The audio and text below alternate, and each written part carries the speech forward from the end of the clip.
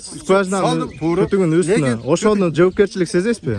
Men javobgarlik Моралдык жоопкерчилик Men сезесизби? сезбейм. Чогулгандар сот аткаруучуларды жана айыл өкмөт кызматкерлерин уят сөздөр менен сөгүп, Amin çıkarıp koyamaz mı sen? Kandan böyle. Başınca kotağımla.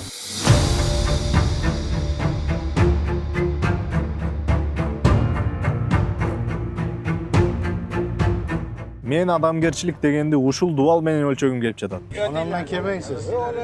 Men onamdan kemeng. Boşun yok bilet. Boşun koy olaman bilet. Элдин суусун Карабаевдер өзүнүн үйүнө сонун кылып тартып алып, калкка болсо шланг менен көчөдөгү арыкка суу чыгарып, эч нерсе болбогондой 5-6 жылдан бери жашап келишти. Мунун өзү элдин жүзүнө түкүргөндүк эмеспи? Aka bu hayot, boylik, biyilik xudomas, boylik, o'z qo'li. Senin kolundan kevet lekin. Суроону качтым. Senin kolundan kevet. Sen bırak yoldaş Милдет yoldaş işine кылсаңыз, kevet.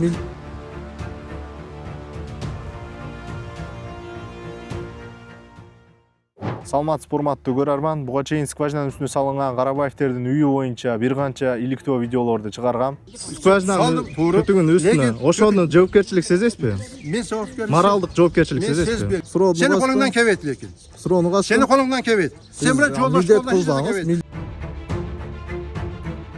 Соттук иштер уланып, акыры 19 ноябрь 2025 жылы жогорку соттун да үйдү буздуруу боюнча чечими чыккан болчу. 13 апрель күнү сот аткаруучулар жана айыл өкмөт кызматкерлери үйдү буздуруу үчүн барган. Ал убакта Карабаевдер туугандары менен өздөрүнө жакын болгон кишилерди чогултуптур. Чогулгандар сот аткаруучуларды жана айыл өкмөт кызматкерлерин уят сөздөр менен сөгүп, үйдү бузууга тоскоол болгону кабарланды. Жада калса айыл өкмөттүн юристине кол көтөрүп, жекелигин өтүп ооз калгыс сөздөр менен сөгүшкөнү белгилүү болду. Sen Bu taşımızı ne kılın gelmiyorlar. Doğru mu? Sen piderask yapsan şu işte.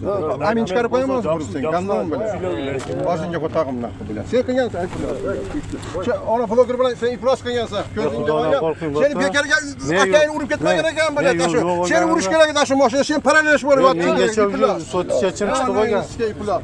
Onamdan kemengsiz. Onamdan kemengsiz. Men onamdan kemeng. Boşun yok bilet. Boşun koy olaman bilet.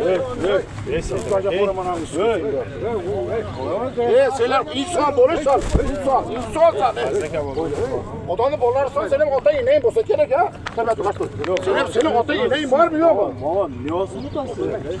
Senin ota ineğin var mı senin? Arlaşma o, ne problem arlaşmazsan. Kemeler Oğlum ayacağız. Sokon ne olsun bu bundan? Onamdı söktüler mi keçiralmayman. Onamdı sökmeler hemen ona kızbar. Meni ursunsan, lekin onamdı söktü. Aka bu hayot, boylik, biyilik xudomas, boylik, o'z qo'li.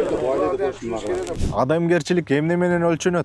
Бул суроого ар ким ар кандай жооп бериши мүмкүн. Мен адамгерчилик дегенди ушул дубал менен өлчөгүм келип жатат. Бул скважинанын түтүгүнүн үстүнө салынган Карабаевдердин үйү. Үйдүн астындагы 70 метр тереңдикте казылган. Скважина убагында айыл тургундарын таза суу менен камсыз кылып келген. А бул болсо Равшанбек Егенбердиев аттуу тургундун үйү. Ал киши ушул жерде скважина болгон. Элдер кирип суу алчу эле деп скважинага барган жолду тоспой ачык калтырган экен. Эмесе Карабаевдер үй салып жатканда эле тосуп салса болмок. Элдин мүлкү деп абир менен иш кылган го. Карабаевдер Газинеже деген аялдан бул бош жерди сатып алышкан. Айыл өкмөттүн маалыматы боюнча сатып алынган жерге дагы мыйзамсыз 3 сотук кошуп алышкан. Ошол 3 сотук жерди мыйзамсыз ээлеп, скважинанын үстүнө үй салышканда скважинаны подвалда калтырып, моторлор менен үйдүн ичине тартып алып киришкен. Ой, бул элдин суусун жалгыз өзүм пайдаланбайын, мынчалык пастыкка барбайын деп түтүктөн алысыраак үй салганда соттошуу болмок эмес да. Элдин суусун Карабаевдер өзүнүн үйүнө сонун кылып тартып алып, калкка болсо шланг менен көчөдөгү арыкка суу чыгарып, эч нерсе болбогондой 5-6 жылдан бери жашап келишти. Мунун өзү элдин жүзүнө түкүргөндүк эмеспи? Маселени көтөргөн аксакалдардын үстүнөн шылыңдады. Менин жекелигим өтүп подстава кылууга аракеттеништи. Булардын ордуна элден кечирим сурап, суу чыгарууга реалдуу аракет жасашканда үйүнүн бузулбай калышына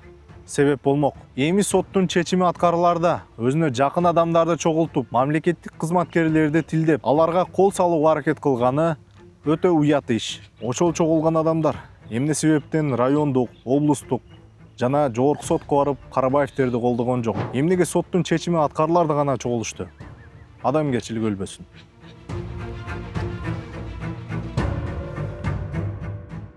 Senin kolundan kevet lekin. Суроону качтым. Senin kolundan kevet. Sen bırak yoldaş Милдет yoldaş işine кылсаңыз, kevet. Aka bu hayot, boylik, biyilik xudomas, boylik, o'z qo'li.